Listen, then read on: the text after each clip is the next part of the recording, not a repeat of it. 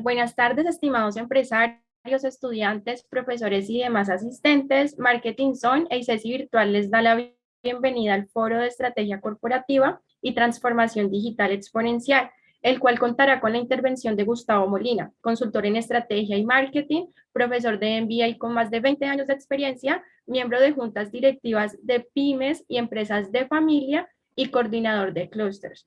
Se solicita, por favor, escribir en el chat las preguntas y al final de la conferencia Gustavo contestará cada una de ellas. Recibamos entonces con un caluroso saludo y démosle la palabra a Gustavo. Buenas tardes, ¿cómo les va? Les agradezco mucho asistir a este foro, esperando que les genere valor, ya que el tema de estrategia corporativa y la influencia de la transformación digital exponencial va a crear desafíos, oportunidades, amenazas y definitivamente un cambio en la mente y en el desarrollo de las competencias y habilidades tanto estratégicas como de marketing. Voy a compartir pantalla para empezar entonces.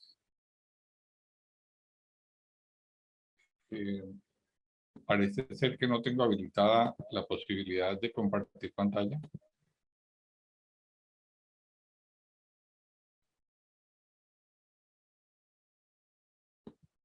Ya sí. Listo, profe.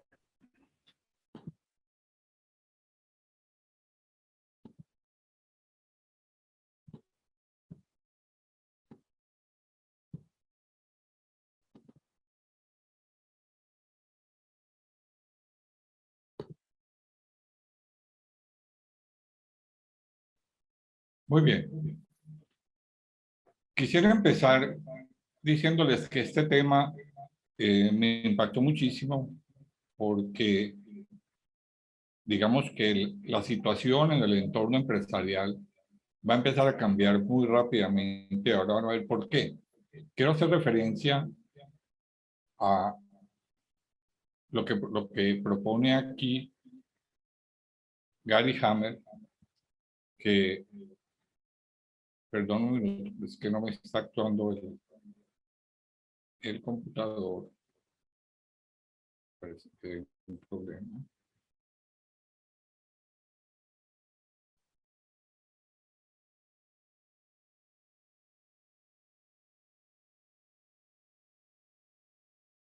Ok.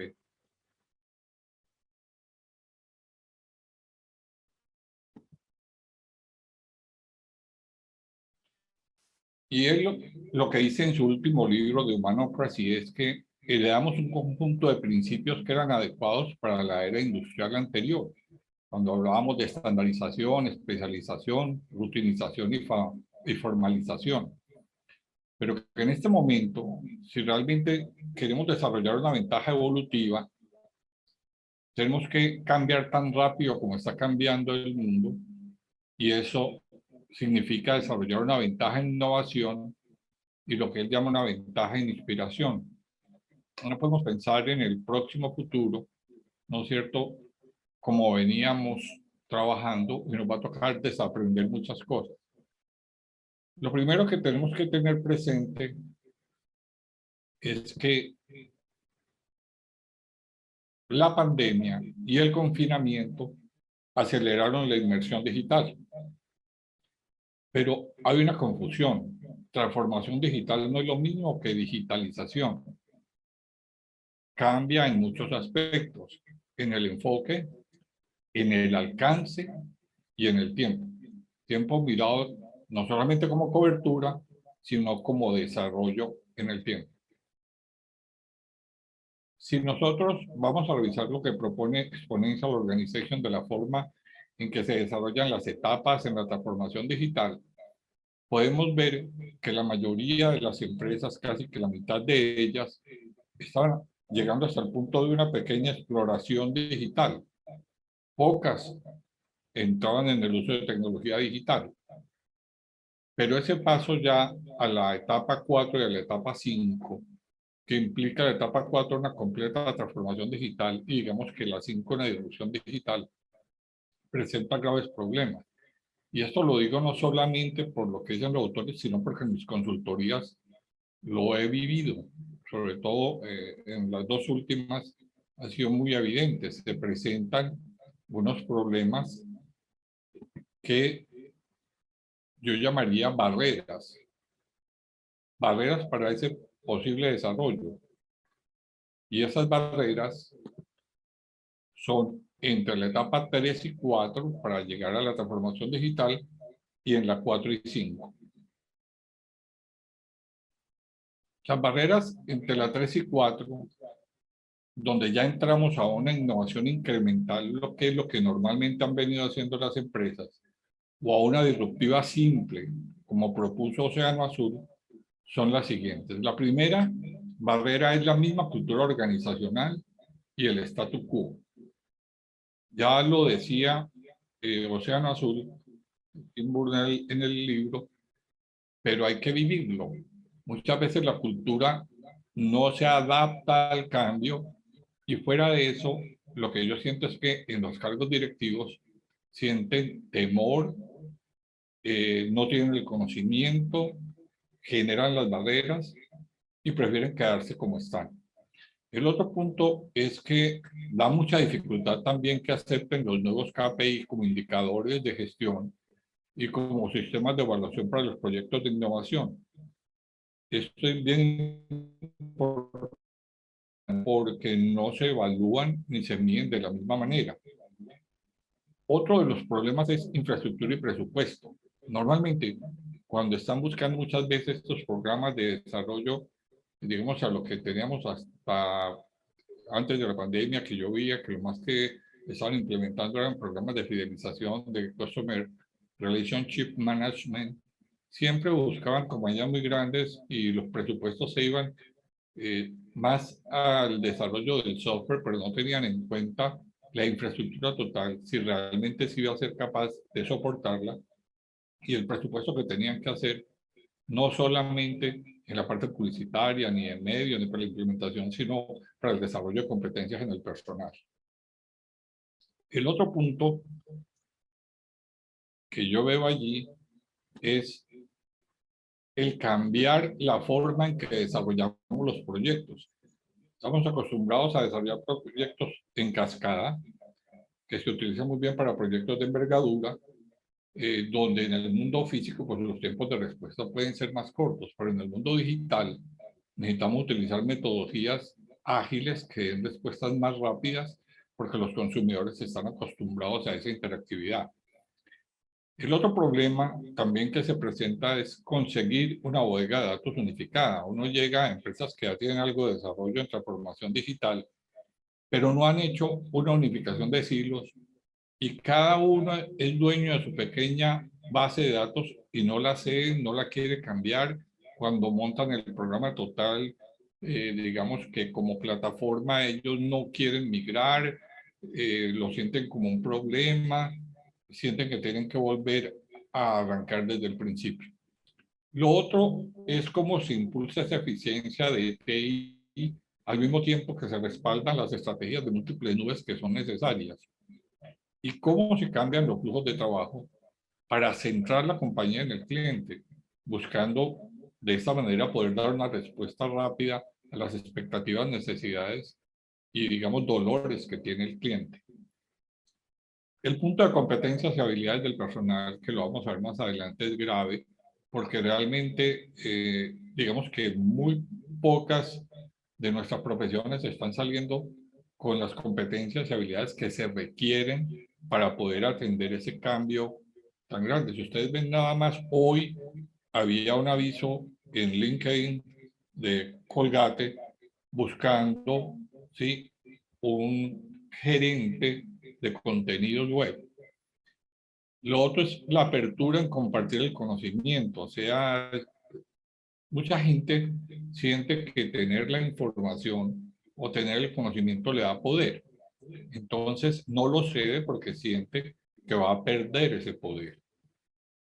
Y eso hace difícil que se puedan conformar todos estos equipos de metodologías ágiles que requieren que sean equipos colaborativos multifuncionales. Y todo eso va a modificar la forma en que se tiene que organizar el área de mercadeo. Cuando ya vamos más allá, que esa es la última etapa, que yo llamo barreras de la etapa cuarta a la quinta, ya es la transformación digital con innovación disruptiva radical, donde están los más grandes cambios, y eso afecta mucho tanto la estructura como la cultura organizacional, pero también la visión del líder. Primero que todo, porque muchas veces la innovación disruptiva radical presenta unos márgenes más bajos inicialmente, pero también tiene muchos más riesgos porque se empiezan, digamos, enfocándose a los no consumidores. Y eso hace que los argumentos de venta y las medidas de valor cambien. Entonces, para muchos dentro de la organización, sienten que esos proyectos de innovación disruptiva parecen más un experimento. Normalmente, todos estos proyectos de transformación digital con innovación disruptiva radical implican una nueva tecnología que realmente no es muy conocida y que para los disruptores puede representar adoptar un nuevo modelo de negocio. Allí es importante entender que como arrancamos con los no consumidores, el crecimiento de la demanda sucede lentamente al principio, pero luego puede crecer exponencialmente. Y ahí se presenta entonces lo que Simani llama el paradigma de innovación estructural, que es como la lucha entre entrar en innovación contra la estructura normal de funcionamiento que tenemos en ingresos, costos y utilidades.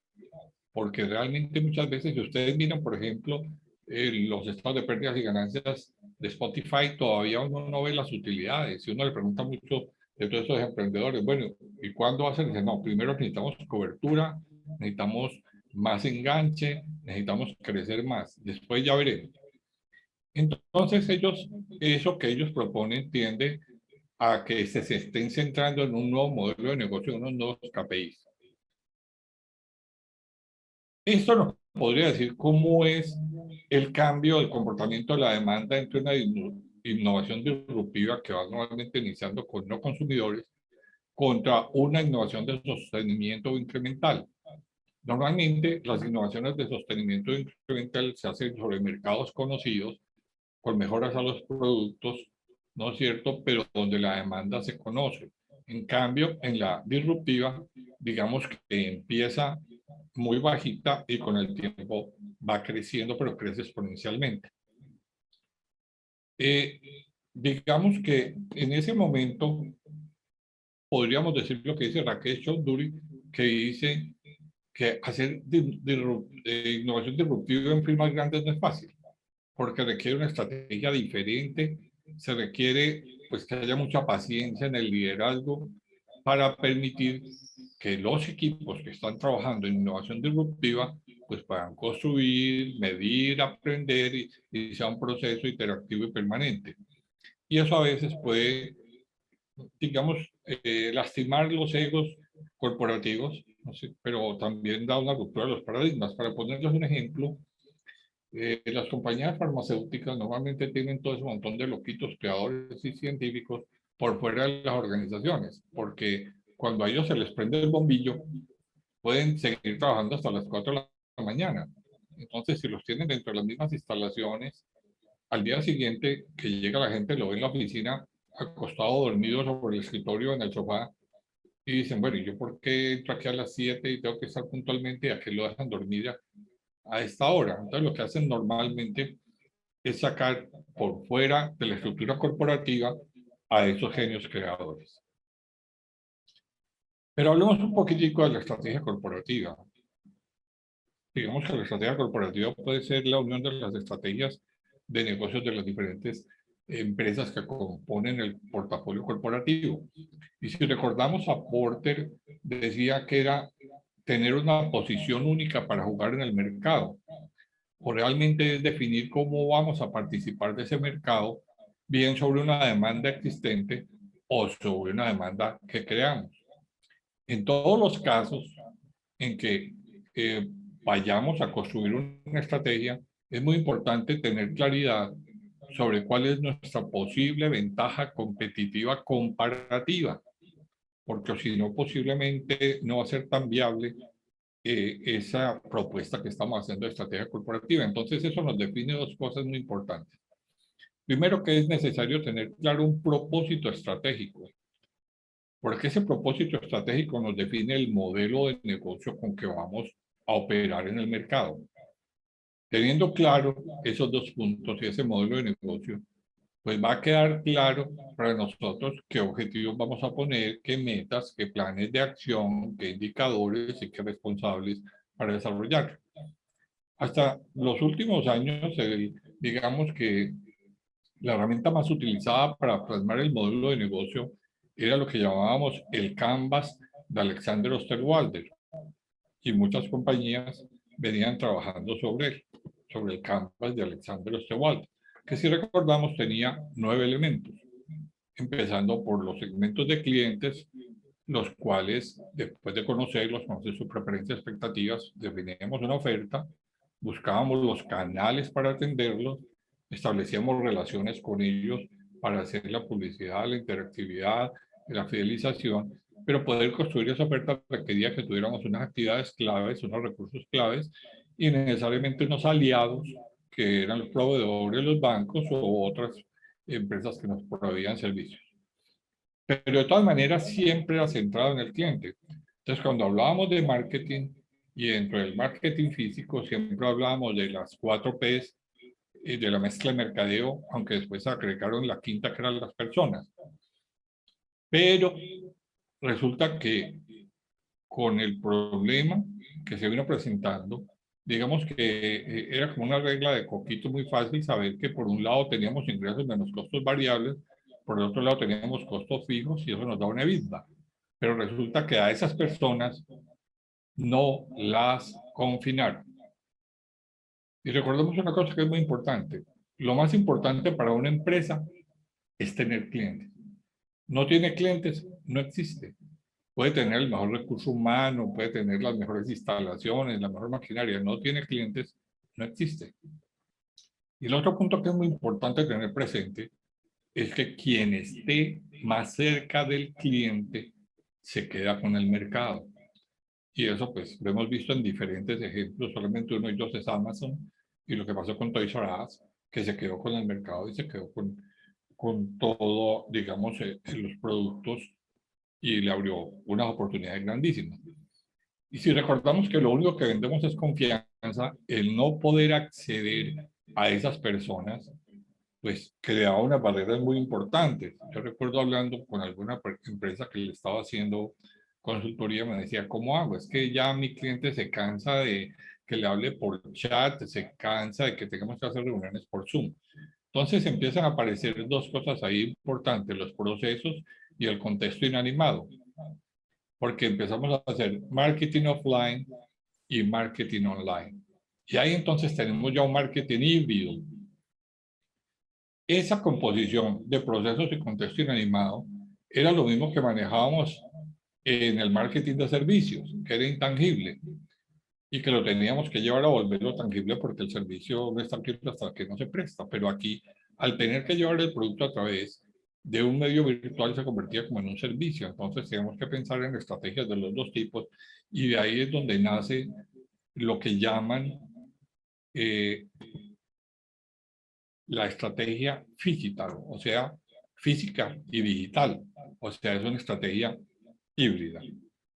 Pero miremos con calma qué cambio hay en el enfoque estratégico del marketing. El primero que todo es que cuando yo hago marketing tradicional, yo estoy trabajando con data que es estructurada.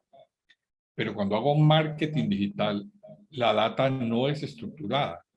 Por otro lado, la dirección de comunicación del marketing tradicional era unidireccional, casi siempre era de empresa al cliente.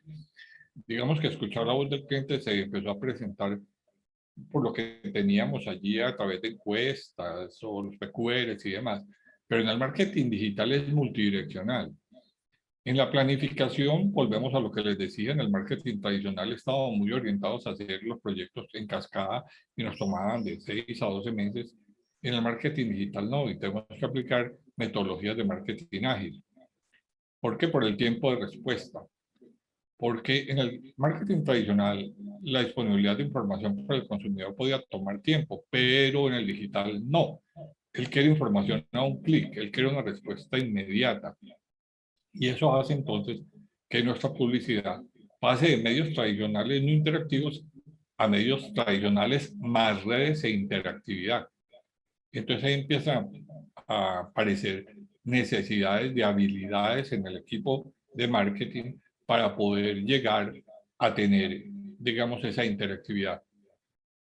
Y finalmente tenemos el enfoque. Nosotros en el marketing tradicional podíamos ir un mensaje para audiencia masiva o un nicho máximo one-to-one, pero resulta que en el digital nos estamos yendo a mensajes para audiencias específicas, donde la generación de contenidos involucra mucho en lo que llamamos engagement o compromiso o enganche de ese cliente. Entonces revisemos cómo era la construcción de propuesta de valor hasta esa tercera etapa, que era lo que veníamos haciendo antes de meternos en toda la parte de empezar a hacer algo de innovación disruptiva. Lo primero que teníamos es que estábamos trabajando con una segmentación, ¿no es cierto?, que era estructurada. Y con base en eso construíamos una propuesta de valor. Propuesta de valor que llevamos a alguna innovación disruptiva cuando construíamos una curva de valor como lo proponían los océanos azules, donde poníamos unos atributos que fueran mejores que los del promedio de la competencia o que nos dieran diferenciación, pero donde también íbamos a romper, a tratar de jugar al tiempo con las dos estrategias genéricas, o sea, unir al tiempo estrategia de costos con estrategia de diferenciación, aplicando esa matriz que es SRC, o sea, de eliminarse, reducir, incrementar y crear. Pero el problema que tenemos ahora es que esto cambió un poco. Digamos que nosotros con eso logramos hacer dos estrategias. Hicimos estrategias de fidelización con el Customer Relationship Management y empezamos a trabajar sobre eso con programas de puntos, programas de premiaciones. Luego apareció el Customer Experience Management tratando de decirnos, bueno, pero hay que garantizar la experiencia para poder tener una cosa. La otra es que la experiencia tiene que ser, digamos, satisfactoria para el cliente y así es que lo vamos a retener realmente. Pero resulta que ahora con la parte digital, esto cambia. Cambia en el sentido de que vamos a tener tanto una data estructurada como una data no estructurada que nos amplía el silo y que se vuelve muy complicada en el sentido de que entonces ya nos aparece una nueva cosa que tenemos que hacer, que es el manejo de contenidos, Customer Content Management. O sea, tenemos que hacer gestión de contenidos y para poder hacer esa gestión de contenidos se vuelve mucho más delicado porque los canales ya son canales virtuales sobre los que tenemos que estar trabajando. Con base en eso, entonces, digamos que en esa, digamos, etapas de desarrollo de la transformación digital y como respuesta a la acelerada inversión digital, las compañías cuando entraron en la pandemia, yo diría que tomaron según la etapa en la que iban, tres acciones. La primera de ellas, la primera acción que tomaron para mí fue resiliencia. Vamos a defendernos, vamos a ver qué hacemos. La segunda de ellas fue vamos a remodelar el negocio. Digamos que en la parte de remodelación ya venían trabajando muchas compañías y podemos ver que hay compañías trabajando desde el 2010 hasta el 2020 haciendo remodelación. Y ya los más agresivos se fueron realmente a una reinvención de negocio. Y esos son como los tres entornos que vamos a revisar. Hablemos de resiliencia. ¿Qué pasó en la resiliencia? Pues que esa pandemia presionó cambios en estrategia, en estructura, en procesos, en logística de abastecimiento, en canales, en trabajo remoto y en tecnología. Pero miremos, según una investigación que hace MIT, qué cambios fueron los que se aplicaron durante 2020 y 2021, o sea, las compañías a nivel mundial sobre qué trabajaron. Y pues la mayoría, los que mayor porcentaje presentaron, entraron a reducir costos, naturalmente, era una respuesta lógica. Otros a buscar otras nuevas formas de venta, sobre todo aquellos que no tenían un sitio web, digamos, transaccional, ni tampoco posicionado, ir a trabajar a través de otras plataformas, bien fuera Rappi, Mercado Libre, el que fuera, para tratar de defendernos y buscar nuevos mercados. Por el otro, también porque digamos que en ese momento la distancia se volvió un problema y ese outsourcing que antes teníamos las compañías multinacionales en China, que luego tuvo una primera etapa de traerlo por nearshoring al país nuevamente. Ahora lo que hacemos es aplicar un nearshoring, que es busquemos y hacer el outsourcing, pero más cercano, donde podamos ir, donde lo podamos controlar. Y eso hace la necesidad de tener que relocalizar recursos y de alguna manera también otros buscaron proporcionar mejores experiencias al cliente, rediseñar los productos o crear nuevos modelos de servicio. Entonces, ¿qué agendas decidieron seguir? Y las agendas fueron, primero, hacer análisis predictivo. Era lo más importante, saber para dónde voy para saber qué hago con mi propuesta de valor. Y de esa manera evaluar oportunidades de producto. Entonces, esas fueron las dos mayores tendencias de las actividades que siguieron. Hicieron automatización de seguridad y cumplimiento porque les daba temor la entrada a ese mundo virtual y la ciberseguridad. Los otros se fueron a crear fuentes de KPIs, a conectar cadenas de suministro, finanzas y recursos, a optimizar la modelación de escenarios y a automatizar cierres y reportes financieros.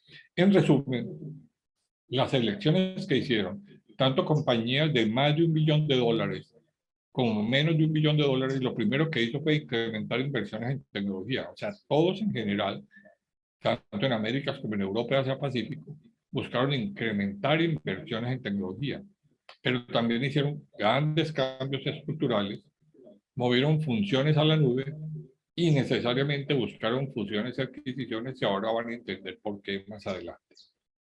Entonces, digamos que los enfoques de los esfuerzos fueron en 5 aspectos claves. El primero de los aspectos en que ellos estuvieron fue en construir una resiliencia operativa, o sea, cómo sobrevivimos, cómo seguimos adelante, y eso implicó revisar la estrategia de activos, incluyendo el mapa de despliegue geográfico, porque se volvía mucho más complicado de controlar. Miraron también la posible concentración de riesgos que se podía presentar, y eso hace que reevaluaran las posiciones de posesión o de compra de activos buscando flexibilidad. Hubo muchas compañías que decidieron vender activos o salir de activos para conseguir flexibilidad. Lo otro fue, trataron de acelerar la digitalización, o sea, buscando una atención digital al cliente, pero también buscando tener una mejor analítica de data para incrementar rendimiento, mejorar la experiencia del cliente, incrementar productividad y flexibilidad. Digamos que los más avanzados ya se fueron a tener programas de inteligencia artificial o de automatización, y los que no, trataron al menos de dar los primeros pasos en esa transformación digital. Lo otro fue incrementar capital y transparencia en costos operativos, o sea, buscar cómo reducir gasto tratando de salir de costos ocultos, ¿sí? Aplicando herramientas digitales, identificando oportunidades y reevaluando la estructura de costos. Esto fue muy importante, buscando sobrevivir. Impulsando también el trabajo para el futuro. Esto del trabajo remoto es algo que todavía no se ha definido, y las compañías creo que van a continuar, desde mi punto de vista, por lo que he visto por las investigaciones que han hecho, digamos, en ese entorno híbrido, con muy buena comunicación digital y herramientas de colaboración. Pero conozco muchas empresas que empezaron a trabajar con entorno de trabajo remoto y se han quedado allí. Les está yendo bien, algunas han incrementado productividad, lo están pudiendo manejar, y creo que va a ser difícil regresar de allí. Entonces eso hace que se tengan que desarrollar nuevas habilidades en la fuerza laboral para poder hacer y acelerar la transición de tareas manuales repetitivas a tareas que solo puedan ser desarrolladas por humanos y no cubiertas por IA. ¿Qué quiere decir eso? Que las tareas que son más repetitivas, que son más estandarizadas, son aquellas que más fácil van a quedar cubiertas por inteligencia artificial. Y esto, digamos que es un riesgo grande para muchas de las carreras como finanzas, contabilidad, aún algunas de recursos humanos, porque la inteligencia artificial la va a poder reemplazar. Eso implica entonces imaginar la ventaja competitiva sobre las operaciones sostenibles. Y eso significa desarrollar nuevos productos y servicios, pero centrados en el cliente.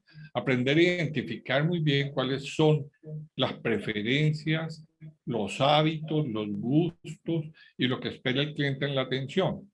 Y eso implica crear ecosistemas colaborativos. Ya en el pasado veíamos algunas compañías que habían avanzado mucho con esto, con la propuesta de Christensen de conocer muy bien quién es mi cliente, quién es mi mercado, con el jobs to be done, o sea, los trabajos que debo hacer para poder identificarlo, y empezaron a generar, digamos que manejos de mercados de tribu donde pudieran realizar co-creación, ¿no es cierto?, para que fuera valorada y generar de cierta manera una comunidad. Pero para algunas compañías no era tan fácil el camino tratando de llegar a mantener su perfil de competitividad, y eso las lleva a que tengan que tratar de capturar valor rápidamente a través de fusiones y adquisiciones. Pero miremos cuál es el entorno hoy, qué entorno tenemos. Y ese entorno cambia para consumidores y para empresas. Digamos que para consumidores se generan nuevas dinámicas familiares por el trabajo desde casa. Pues uno ve, sobre todo en los millennials, que normalmente están arrancando familia, la vida les cambió completamente. La mamá se volvió la profesora que la acompaña en el aprendizaje por Zoom, a su vez tiene que trabajar desde el hogar, el esposo tiene que trabajar desde el hogar, o sea, las dinámicas se volvieron muy complejas, y eso hace que entonces se creen nuevas situaciones. Lo otro es que para el consumidor, ante esta situación de que primero que todo está mi sobrevivencia, el temor de tener que llevar una vida normal, me cambia mis prioridades, me cambia mis intereses, mis expectativas y mis metas personales. Yo me ponía a ver y yo me pregunto, ¿cuánto hace que yo no me he visto formalmente? Pues porque estoy en la casa la mayoría del tiempo o en reuniones por Zoom. Y entonces uno aquí está como los locutores de televisión que se ponen el saco y la camiseta, pero abajo están los blue jeans o la pantaloneta. Y eso hace que se cambien los hábitos de compra y de consumo. Y la gente empieza a preocuparse por vida saludable y salud mental primero que todo. También la falta de recursos, sobre todo, como es difícil para los que trabajan en el mercado informal, buscan entonces, y fue una, digamos, una tendencia fuerte en el mundo de autosuficiencia, fue el desarrollo de huertas caseras, huertas en los balcones, huertas en las azoteas, buscando la autosuficiencia. Pero también se genera una preocupación por contaminación ambiental y por la responsabilidad social empresarial que las empresas están manifestando. Se incrementa una mayor competencia global, y digamos que para el consumidor ya como empleado en el potencial de oferta de mercado, los asistentes digitales en este nuevo entorno son una competencia grande. Y digamos que los call centers están siendo reemplazados por chatbots y por el desarrollo de inteligencia artificial, que en un momento determinado pueden hacer la labor igual, porque a veces ese manejo emocional de algunas compañías no lo quieren que pueda dar la persona, y en otros casos puede ser más asertivo en la identificación de las necesidades, preferencias o los dolores que en un momento determinado puede tener un cliente, porque analiza más rápidamente la base de datos del cliente para saber cuál es el comportamiento y la historia del cliente. Entonces eso implica que el consumidor tenga que necesitar nuevas habilidades y nuevas competencias, y que se presente una reducción de fuerza laboral, y entonces el consumidor digital ya empieza a valorar sus datos personales, y él dice, bueno, yo no los voy a dar, quiero algo a cambio, y por eso prefiere hacer sus enganches por pago por suscripción. Para las empresas, la situación cambia un poquito, pero miremos desde el punto de vista de qué se está presentando con los consumidores. Y los consumidores en esta encuesta de IE dicen, en la mayoría cambiamos la forma en que compramos, cambié la forma en que socializo, cambié los productos que compro, cambio el tiempo que comparto con mi familia, empiezo a valorar más a la familia, trato de mantenerme física y mentalmente saludable, cambio el uso en que utilizo el transporte, ¿sí? Tengo mucho más cuidado de mi hogar, cambio la forma en que me alimento, en que trabajo, y etcétera. O sea, podemos ver que hay un cambio grande y una ruptura de paradigmas, pero para el empresario entonces se encuentra otro entorno, primero que todo, que necesita entrar en una intensa transformación digital y que tiene que incrementar su inversión en tecnología. Algunas compañías podrían estar preparadas para eso, otras no. También que allí la innovación y los ecosistemas centrados en el cliente se vuelven muy importantes. Siempre el cliente está en el centro de toda nuestra labor y nuestra compañía, pero necesitamos, eh, digamos, garantizar esa, digamos, centricidad. Hoy es más importante que en el pasado. Digamos también que entonces para el empresario la transformación de la dinámica empresarial cambió en estructuras y desarrollos de proyectos. Eh, la, la angustia de no poder tener ese contacto de visita, digamos, física al cliente se vuelve complicado para él y la forma en que lo va a abordar. Pero también se presentan cambios en su cadena de valor y en su logística de suministro. Y ya vimos con el confinamiento cómo se afectó mucho y digamos que para nosotros en Colombia más con todo eso del paro, pero realmente ya venían unos cambios en las cadenas de valor. Simplemente en el mercado internacional el costo de un contenedor pudo haber aumentado 8 veces, que es demasiado. Y eso modificó los modelos de negocio y las estrategias corporativas. Pero también, y como vamos a ver más adelante,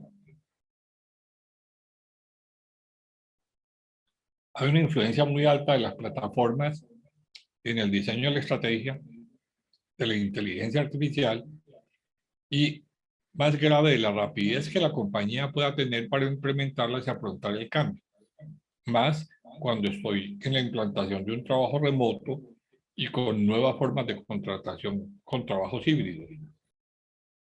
Más cuando en un momento determinado se está generando mucha más automatización de tareas rutinarias. Nosotros siempre hemos sido un poquito, digamos, tranquilos con la parte de automatización, pero la vamos a ver, digamos, con muy disparada para los años que siguen con la reducción de fuerza laboral que puede haber en Europa, que puede haber en Japón, que puede haber en Corea, y ellos van a ingresar mucho más agresivamente a la automatización, ¿no es cierto?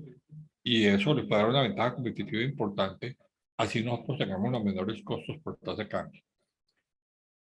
Crecen para los empresarios también las preocupaciones por ciberseguridad y la priorización de la protección ambiental.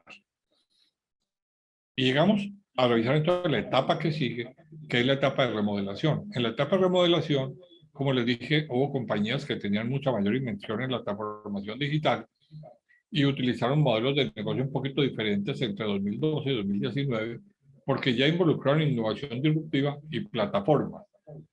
¿Para qué lo hacen? Para la construcción de su propuesta de valor, para la estructura organizacional y para la metodología que utilizan en el desarrollo de proyectos. Miremos entonces en este punto la innovación, cómo nos impacta en el mercado. Y miremos esta pequeña matriz. O sea, si yo estoy buscando un impacto bajo de mercado con baja novedad tecnológica, yo lo que estoy haciendo es innovación de sostenimiento. O sea, pequeñas mejoras menores para mantenerme en la posición de mercado. Pero si por el contrario, lo que yo quiero es tener un impacto sobre el mercado alto, yo hago una mejora incremental, que hago una mejora radical, todavía no disruptiva, para aumentar la atractividad de mercado. Pero también puedo ya entrar en la parte disruptiva, donde el impacto de mercado sigue siendo alta, pero donde yo necesito una novedad tecnológica que cree productos o soluciones que no existen. Digamos que allí empezaron a aparecer varias empresas y algunas exitosas, otras no, porque otras se quedaron en una disruptiva radical, donde hay una ruptura tecnológica que transforma la industria, pero donde el crecimiento de la demanda o la posibilidad de producción en escala se veía limitada. Miremos algunos ejemplos de lo que fue esta construcción de propuesta de valor de innovación incremental y disruptiva simple, que lo saco de lo que encontró McKinsey y lo que sacó también del Instituto de Management de San Gallen. Digamos que lo primero que empezó fue lo que hizo y propuso Océano Azul con lo que hizo Southwest con su matriz CRRC que ya vimos, ¿no es cierto? O lo que hizo el Circo Soleil, el Circo del Sol, buscando primero orientarse a no consumidores y cambiando completamente la curva de valor que se proponía en un circo normal. Pero hubo otros. Por ejemplo, encontramos a Honda y a Caterpillar, que ingresaron muy bien, Caterpillar entrando el portafolio, entrando a otras categorías donde no estaba, y lo que hacen son simplemente seguidores, son lectores de mercado que miran donde hay oportunidades, ven que ellos pueden desarrollar algo allí y empiezan a participar. Otros, como Apple y Procter Gamble, se orientan más a, digamos, a dar soluciones que no existen en el mercado por necesidades que tienen los consumidores y que las están buscando. Otros, mucho más tecnológicos, como Bosch o Google, digamos que son los motores de desarrollo tecnológico fuertes. Otros, por el contrario, están más orientados a la parte de modificar su cadena de valor, ¿no es cierto? Y lo llamamos orquestadores, porque lo que hacen es que solamente siguen haciendo de la cadena de valor aquellas competencias que tienen, que son muy fuertes en ellas, y en las que son débiles, mejor las llevan afuera y se vuelven orquestadores como Sony o el Betty.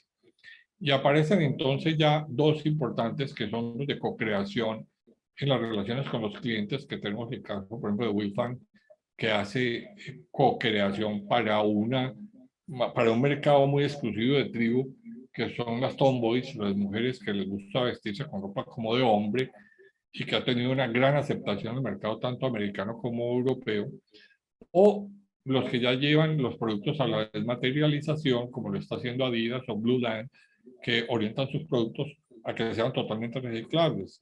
Con el look de Adidas, él busca un tenis que no utiliza pegas y que es completamente reciclable. Digamos que estos fueron los que más fuertes se estaban haciendo en esa parte de incremental y disruptiva y es entendible. Pero revisemos entonces, en este nuevo mundo digital, cuáles son las expectativas de valor que hay de parte de la empresa y que hay de parte del cliente. Digamos que para el cliente, lo primero que aparece es lo que llamamos el return of engagement, o sea, el valor que a mí me dan por mi compromiso o por involucrarme con usted, o por hacer interacciones, o por tener intimidad con usted, o porque yo me deje influenciar, o porque tenga interacciones. Y se han, digamos, definido como 6 espacios en la generación de ese valor. El primer valor podría ser la creación de contenido, como por ejemplo lo puede estar haciendo Procter Gamble con Dental Care, que es un sitio para odontólogos y dentistas, donde solamente les ofrece contenido y capacitación y demás, pero los tiene cautivos allí. Otros podrían generar un valor de enganche de conveniencia, como puede hacer Walgreens, que lo que hace es que tú puedas mandar tu fórmula médica y él te la atiende automáticamente todo por medio digital. Otros se basan más bien en un valor social, como lo hizo Xiaomi, otros en uno de entretenimiento, como lo hizo Target, otro, digamos que inspiracional, que todos hemos visto en los videos de Corning de un día hecho de vidrio, y otros de comunidad, como hacen los de co-creación, como puede hacer Lego, con las premiaciones a los muchachos que hacen, digamos, nuevas versiones de juguetes. El otro valor que aparece allí es el valor de experiencia del cliente. Y en el valor de experiencia del cliente, el cliente digital lo que quiere es ser comprendido por su perfil. O sea, si usted tiene toda mi data, ¿por qué no me trata con el perfil que yo tengo?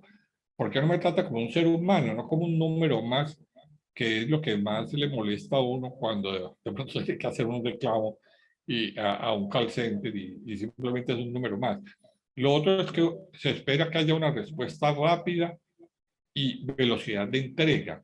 Y eso implica claramente que para una respuesta rápida yo tengo que tener una rapidez, ¿no es cierto?, en la metodología en que hago la construcción de soluciones y tengo que hacer una modificación en mi cadena logística para poder dar una velocidad de entrega rápida. Lo otro que busca ese cliente digital es que la experiencia por todos los canales que lo van a atender sea consistente, pero también él quiere saber con quién está negociando. Él quiere comprender cuál es el propósito de esa empresa, qué significado tiene, y finalmente él dice, bueno, yo doy mis datos, pero me dan algo a cambio, yo así no quiero, que la gente prefiere productos con historia alrededor, o sea, que tiene valores, que tenga valores. Entonces ahí en esta parte de la experiencia llegamos a comprender que ya no estamos compitiendo con otras marcas, estamos compitiendo con la última mejor experiencia del cliente. ¿Cuál fue la última mejor experiencia que él tiene? Entonces, como toda esta parte cuesta, no es fácil hacerlo, entonces aparecen indicadores como el ROI o el ROAS, o sea, la rentabilidad sobre inversión en marketing o la rentabilidad sobre la inversión en publicidad y ventas. Pero ya bien sabemos que no se consigue satisfacción de cliente externo si no hay satisfacción de cliente interno. Y tenemos a ese cliente interno trabajando por fuera. Y ahí entonces se crea un reto muy grande para poder mantener esa motivación intrínseca y extrínseca de ese cliente. Y digamos que es un desafío para recursos humanos. Y también qué tanta inversión puedo yo hacer teniendo ya esto allí conocido para poder determinar cuál es la rentabilidad sobre inversión que yo voy a tener como expectativa de valor también. Pero analicemos qué son estructuras y procesos ágiles. Veníamos acostumbrados a que trabajábamos en cascada con proyectos que posiblemente iban a 6 o 12 meses, donde había una planeación, una producción, un desarrollo, una revisión, y volvíamos a arrancar para lanzarlo después de que tuviéramos ese feedback del cliente. Pero no, ahora lo que queremos es tener un montón de pequeñas cascaditas, o sea, que se manejan por sprints, o sea, son muchos y pequeños ágiles sprints con, digamos, con objetivos y metas mucho más cortos y más pequeños para poder tener un acercamiento interactivo, porque lo que está buscando mi cliente es una respuesta rápida e interactiva. Entonces ahí es donde empezamos a asociar mucho de lo que hacíamos en software con Scrum, ¿no es cierto?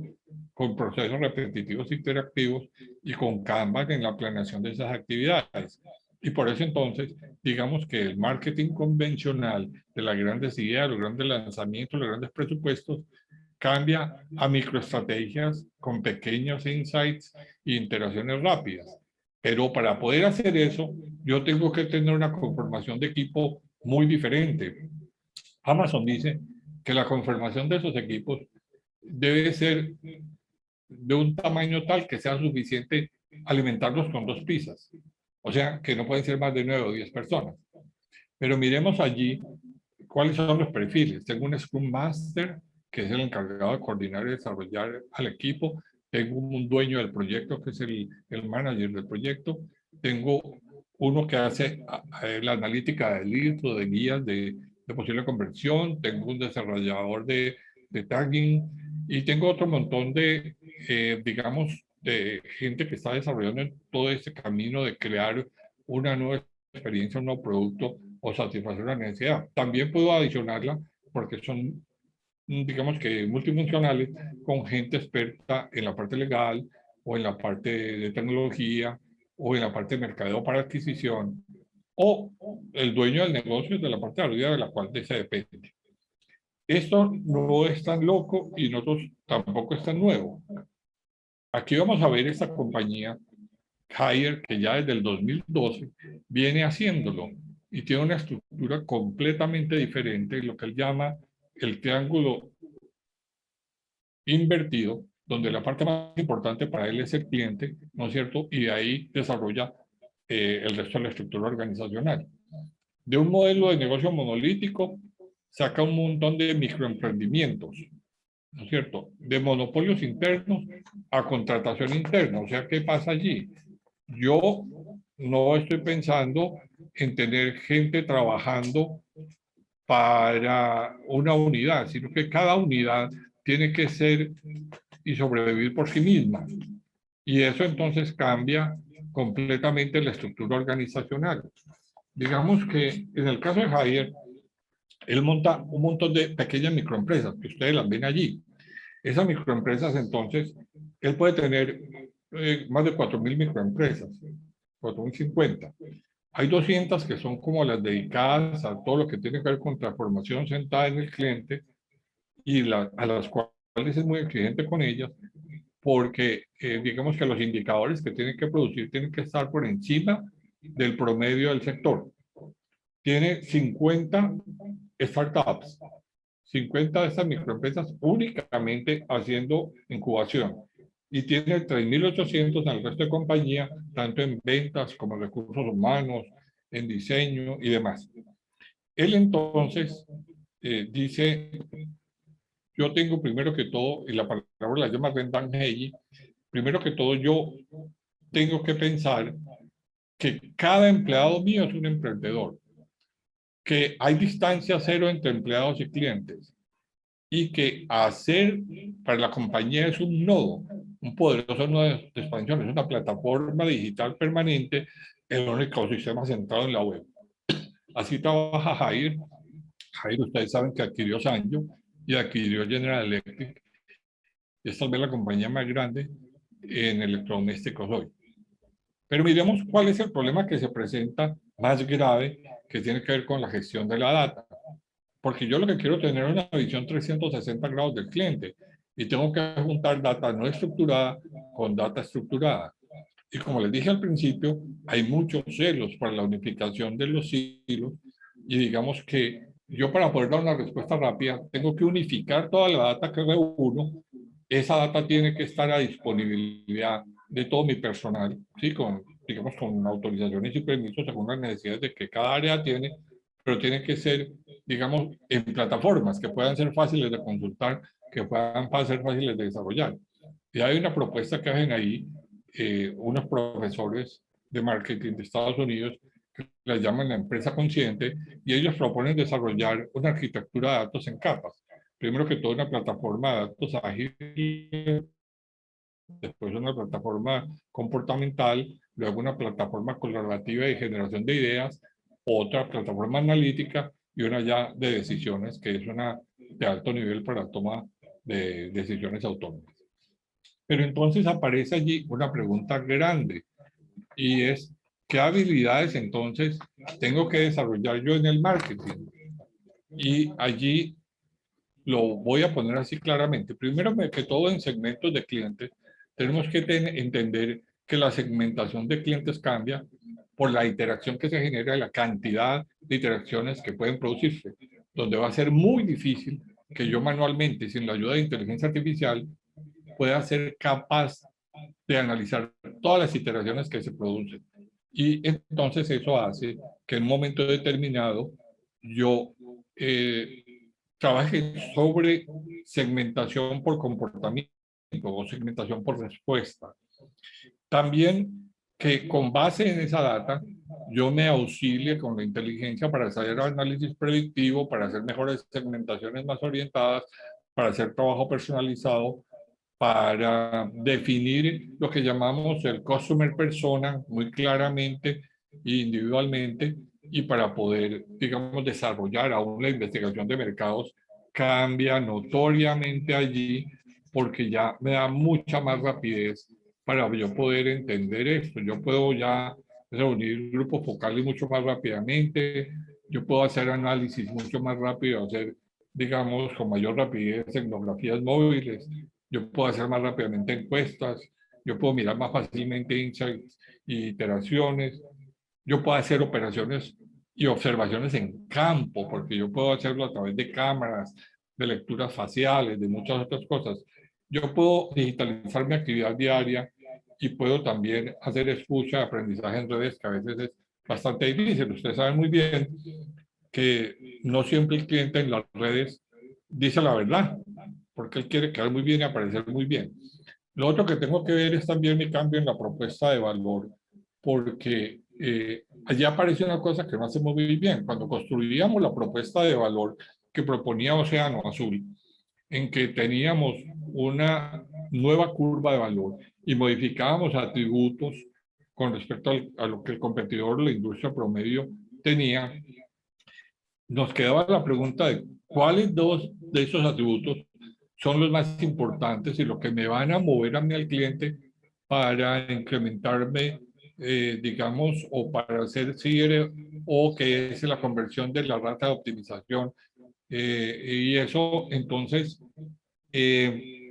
me lleva al conjoint analysis, que es como algo diferente a los mapas perceptuales, pero que me ayuda a definir en un momento determinado cuál de los atributos que yo tengo diferenciales con respecto al mercado, cuáles son los DAS que me pueden proporcionar más leads, que me pueden mover más al cliente hacia una opción de compra, y eso se vuelve muy importante. Pero entonces hay otro aspecto que yo tengo que aprender como habilidad en el marketing digital, y es aprender a medir los análisis de atribuciones, que es algo que sale de toda la interacción que puede tener mi cliente, y hay hay más, hay programas hasta que pueden medir cuáles fueron las preferencias por los hábitos que tuvo el cliente con el mouse o con el teclado, o hace el análisis todo, sobre todo el journey, sobre todo el recorrido que tuvo el cliente antes de la compra, para poder medir exactamente qué es lo que yo debo hacer. Y naturalmente me ayuda también la construcción de propuesta de valor, la parte de la co-creación. Digamos que también tengo un aspecto en omnicanal y multicanal. ¿Por qué razón? Porque yo, al meterme en la parte digital, hice la creación de un omnicanal, pero también tengo el multicanal en la parte física con el cual sigo trabajando. Y eso me crea a mí, pues, unos mayores desafíos, entendiendo que tengo que atender al tiempo a ambos espacios, y eso me implica que tengo que montar un ecosistema, que tengo que tener una ventaja competitiva importante, y que tengo que aprender a manejar muy bien aspectos como ser un experto en el manejo de mi sitio web, de mi diseño, aprender a manejar el CRO bien, o sea, el Conversion Rate Optimization, y también aprender a medir los, digamos, los call to action, los CTAs, saber muy bien cómo dentro de mi página puedo yo motivar o mover con todas las herramientas que yo puedo tener, bien sea visuales o de contenido, para producir más CTAs. Lo otro también que tengo que tener en cuenta son mis relaciones con los clientes, donde, como ya vimos adelantemente, no solamente el CRM ni el SEM, sino que también el manejo de contenidos se vuelve muy importante. Pero lo más importante es que cuando yo hago la campaña, tengo que saber muy bien cómo utilizar todos los canales, qué voy a llevar a qué sitios, qué va a YouTube, qué va a las diferentes redes, qué videos monto, cómo manejo los contenidos, cuál es la secuencia que hago. Y cómo lo hago dependiendo también de cuál es ese perfil de customer persona, para poder saber cuál es el medio mejor que le puede llegar mejor a él. Y a veces tengo que meter también una parte física. Lo otro son estas actividades claves que se vuelven muy importantes allí, y que la primera que todo, pues digamos que es el marketing ágil, ¿no es cierto? Pero también hay otras, como tener claro cuáles van a ser los KPIs con que voy a medir todo, ¿no es cierto? Y tener claro que a veces para mí puede ser más conveniente hacer crowdsourcing. Yo todo no lo puedo hacer internamente, entonces va a ser importante que yo me sepa apoyar en otras fuentes que me ayuden a la construcción. Y finalmente tengo recursos claves que se vuelven muy importantes, como ya vimos antes, en los almacenamientos de la nube, la creación de un ecosistema de negocio, en saber qué llevo a inteligencia artificial y qué no, qué puedo manejar con automatización y qué no, eh, cómo manejar esos procesos ágiles, y también cuál va a ser la plataforma de infraestructura que yo voy a tener. Y también en todo ese análisis, qué tantos programas de inteligencia artificial voy a tener para la toma de decisiones, y saber si voy a utilizar un sistema híbrido o no, porque se vuelve importante. Digamos que entonces allí tendríamos unas actividades, pero queda otra muy importante que los emprendedores manejan muy bien, y es conocer sus aliados. Y tiene que ver con el crowdfunding. Yo les decía que muchas empresas no tenían, no estaban preparadas para esa transformación digital, pero se los olvidó que muchos de los emprendedores no tienen fondos, y saben recogerlos y saben conseguirlos. Y a veces tenemos que entrar en eso. Lo otro que podemos tener allí es la parte de reinvención. Y voy a tratar de pasar un poquitico más rápido porque ya se nos ha extendido. Y en la parte de reinvención, la parte más importante que tiene que ver es la innovación digital, por transformación digital, es radical, innovación disruptiva, y ahí ya tenemos unos cambios en la estructura de la cadena de valor y tenemos que comprender que ya no son sistemas lineales de cadena de valor, sino ecosistemas. Y el caso más claro es Uber, donde él es solamente dueño de la plataforma y los demás actúan sobre ella. Y así podríamos mirar todos los demás. Todos los que son exitosos son plataformas, y realmente. Y una plataforma es importante porque dependiendo del conocimiento que pueda tener de los proveedores, pues usted va a saber si sigue sobre su cadena de valor o si se va a generar un ecosistema. Para las más exitosas, ustedes ven como Amazon o como PayPal, son ecosistemas. Pero miremos la importancia de la estrategia. Eh, en la plataforma y por sectores. Esta es una investigación de Digital Platform de Accenture Digital, y él dice todos los campos y todos los sectores se están impactando con las plataformas. Yo hace poco a una compañía le recomendé, para poder mantener esa confianza con el cliente, generarle un entorno ambiental que él pudiera entrar fácilmente, que no te fuera un chat externo, sino que hiciera el chat a través de la plataforma, el que desarrollara una plataforma, y en eso está, digamos que exitosamente en lo que ha podido montar.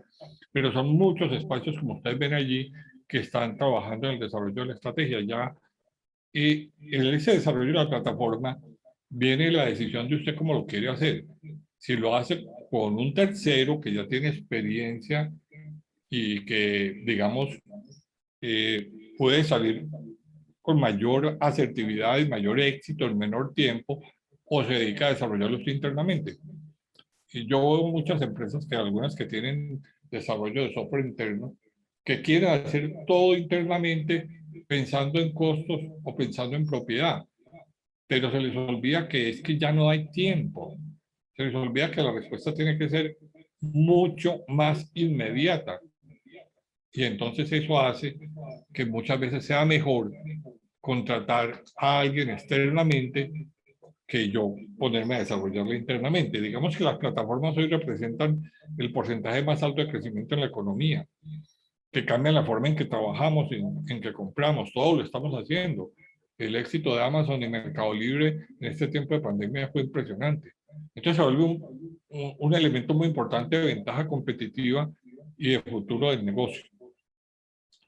Si miramos por qué es muy importante dentro del desarrollo de la estrategia digital, tiene que ver porque, según esta misma investigación que hace Accenture, encuentra que la mayoría la encuentran muy importante para eso, para la generación de ROE, o sea, para el retorno sobre el engagement que estamos buscando del cliente. Esa es la parte más importante. También puede ser para desarrollar negocios, un negocio de plataforma, como puede ser Airbnb o Uber, o para mejorar y reimaginar la experiencia de los clientes. Pero es que la situación cambia mucho. Miren, esta es la curva exponencial que esperamos de desarrollo por aplicación de la ley de Moore. Esto es una curva desarrollada por Singularity University, y él dice, hombre, pues hasta ahora veníamos muy tranquilos con transformación digital, y transformación digital incremental, digamos que era la mayoría de las empresas. Por ahí nos cogió el COVID, y resulta que esto a partir del año 2020 va a cambiar muchísimo, porque empieza mucho más la transformación digital disruptiva, y más adelante con inteligencia artificial y realidad virtual, las cosas que se nos vienen van a ser impresionantes, y vamos a tener mucha más transformación digital radical. Entonces, eso hace que empecemos a preguntarnos, entonces, ¿cómo vamos a medir la transformación digital? ¿Cuáles van a ser los KPIs? McKinsey propone que se cambie la gestión de este cambio de KPIs. Y lo primero que tiene es mira muy bien cuál es el retorno que va a tener en sus inversiones digitales. ¿Sí? Define claramente cuál es el presupuesto que va a hacer para tecnología en esas iniciativas digitales, porque como ya les dije antes, es donde más se falla. ¿Qué tiempo piensa usted que es el oportuno para ir al mercado con sus apps? Yo encuentro compañías que prefirieron seguirlos desarrollando ellos, se los cogió la pandemia, el confinamiento, y la competencia que había desarrollado las apps les cogió una ventaja grande. Otro es el porcentaje de iniciativas de líderes relacionadas con lo digital. O sea, ¿cuántos de los líderes que yo tengo dentro de mi compañía saben vivir dentro del mundo digital? ¿Y cuánto del personal que yo tengo realmente está capacitado para eso? Para mí estas son las dos más graves y más importantes. Si yo en la de talento técnico superior a radio promovido y retenido, encuentro que hoy el personal que están buscando las empresas, en un 48% de su proporción, tiene que ver con que tengan conocimientos de código de lenguaje de programación de bases de datos HTML. Y cuando uno mira la encuesta que hace McKinsey, está diciendo que tanto para compañías de alto rendimiento como de rendimiento bajo, todas están buscando vincular nuevo talento. Entonces, si nuestros egresados no tienen esos talentos, pues va a ser complicado para ellos que puedan acceder a esos puestos.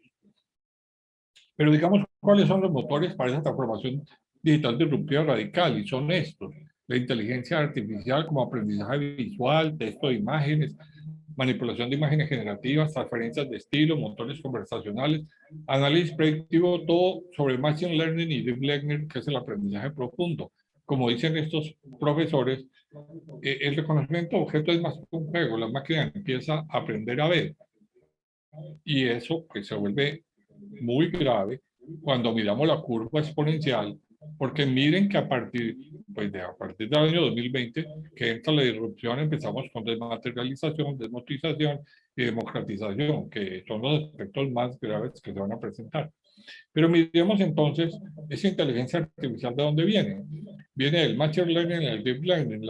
La máquina aprende el proceso, tú le das cuál es el input, cuál es el proceso que quieres y cuál es el output, y ya después simplemente le dices, mire, este es el input, este es el output, desarrolla el proceso.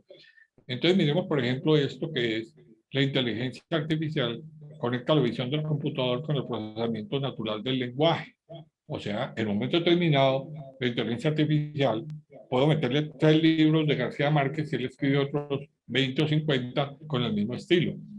O esto que yo hago imágenes generadas por computador con base en un inicial entregado. Yo le hago una imagen, le doy una imagen de unos pajaritos como veo allí y él va a replicar muchas imágenes.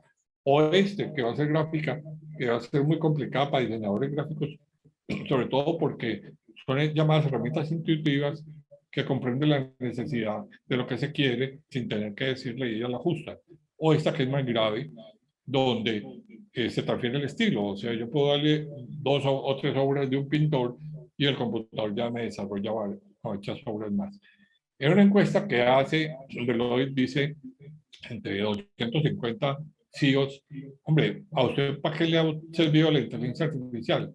Y miren que el porcentaje más alto es para mejora de características, funciones y rendimiento de productos. Otros les dicen para mejorar operaciones internas, otras para liberar trabajadores para que sean más objetivos y más activos. Otros dicen para tomar mejores decisiones, otros para crear nuevos productos. Pero si ustedes ven, hay una coincidencia en la parte de orientación y generación de captura de valor. En la investigación de mercados, como les dije, es mucho más rápido. Y esta compañía, pues yo la pongo de ejemplo porque es un descreste, porque trabaja con inteligencia artificial, porque aún estando en pandemia, hace unos desarrollos para los lanzamientos de unos champús en Estados Unidos, y todo lo hace con inteligencia artificial y todo casi que de una manera externa. Digamos que entonces la innovación disruptiva y la transformación digital se convierten en factores muy importantes para mantener una ventaja competitiva sostenible. Pero miremos cómo nos cambian también las herramientas que hemos utilizado para analizar la atractividad de un mercado, y que va a ser muy grave de aquí con toda esta transformación digital exponencial. Digamos que estas eran las 5 fuerzas de Porter que todos conocíamos al analizar la atractividad, ¿no? Que la rivalidad de competidores, que el poder de negociación de proveedores, que el de clientes, que el de productos sustitutos con ingresantes potenciales. Pero resulta que aquí en la mitad, entre competidores y clientes, se nos metieron las plataformas y las grandes superficies y se nos fueron quedando con los mercados. Pero lo grave ahora es que en productos sustitutos van a aparecer muchos nuevos materiales reciclables y productos desarrollados con base en inteligencia artificial por Machine Learning y robótica. que en ingresantes, pues van a haber muchas startups entrando con nuevas reglas de juego que rompen paradigmas basados también en lo mismo. Que gravemente las condiciones que tenemos para proveeduría van a aparecer nuevas materias primas y nuevos recursos con base en investigación y desarrollo y en clientes tenemos que entender que se produce un cambio en hábitos, preferencias, consumo y percepciones de los nativos digitales. A ver, yo diría que de 50 años para arriba nos podemos considerar dinosaurios extintos, porque no vamos a vivir estos entornos, a lo que se nos viene. Y si la mente no la preparamos para eso, y no preparamos el recurso humano para eso, pues difícilmente van a poder competir. Y eso va a ser un jaque mate para empresas, profesiones y empleos. Miren estos ejemplos que pongo aquí. Transferencia inalámbrica de alta resistencia. O sea, ya hay dos compañías en Estados Unidos que van a empezar a transmitir energía desde antenas. Otros, por ejemplo, como Sanofi o Pfizer o este asegurador de Japón, que están trabajando con el Watson de IBM, ¿no es cierto? Unos para sacar fármacos más rápido, el otro porque reemplazó todo su personal, las 34 personas que estaban en la aseguradora, por inteligencia artificial. Entonces llegamos a una parte muy complicada.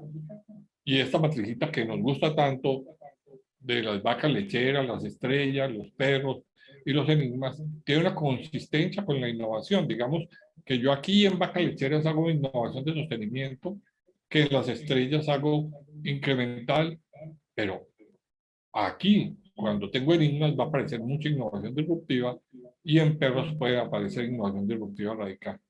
El problema está en que la misma estructura no me sirve.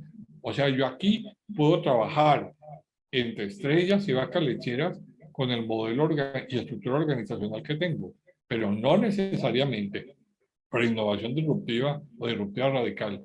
Como ya les comenté, y es donde van a empezar a aparecer las fusiones, las adquisiciones y donde vamos a tener que tener dentro de la estrategia corporativa empresas aparte de startups para que hagan esto, pero no para meterles dentro de la misma estructura organizacional. Esto es lo que presenta MIT, que lo presentó hace 15 días. ¿Quiénes eran los mayores innovadores que había encontrado él? Y hay una consistencia en todo. Son todos menores de 35 años. Pero ¿qué traen allí? Encontramos inmunoterapia para cáncer, eh, expansión para capacidad de editar genes, planear motion robots microscópicos, trabajar con nanotubos, o sea, está utilizando inteligencia artificial, investigación y desarrollo de software. O sea que el camino que se nos viene es bien complicado. Razón tenía este señor al decir, no diseñamos productos con base en focus group, la gente no sabe lo que quiere hasta que se los enseñe. Pero a mí la parte que más me preocupa no es esa, sino que los mayores trade-offs asociados con la inteligencia artificial se van a centrar en conservación de puestos de trabajo, en concentración de poder corporativo, en privacidad y ciberseguridad. Y ese aprendizaje automático va a transformar casi todos los trabajos, no importando la ocupación, nivel de ingresos o especialización. Y aparece un libro que los invito a leer de este abogado que trabajó 10 años con emprendedores en Nueva York y es muy inquietante porque él dice, hombre, lo que se nos viene para los próximos años no es para gente normal. Y yo creo que los trabajos normales los vamos a ver muy desafiados. Pues si hace mención en su prólogo a lo que dijo Stephen Hawking, que nos encontramos en el momento más peligroso de desarrollo de la humanidad por la inteligencia artificial, que posiblemente destruya puestos de trabajo, ¿sí? Quedando solo los roles más cariñosos, creativos o de supervisión, o sea, para manejar la parte emocional. Muy bien. Yo les doy las gracias. Ese es mi correo si me quieren escribir.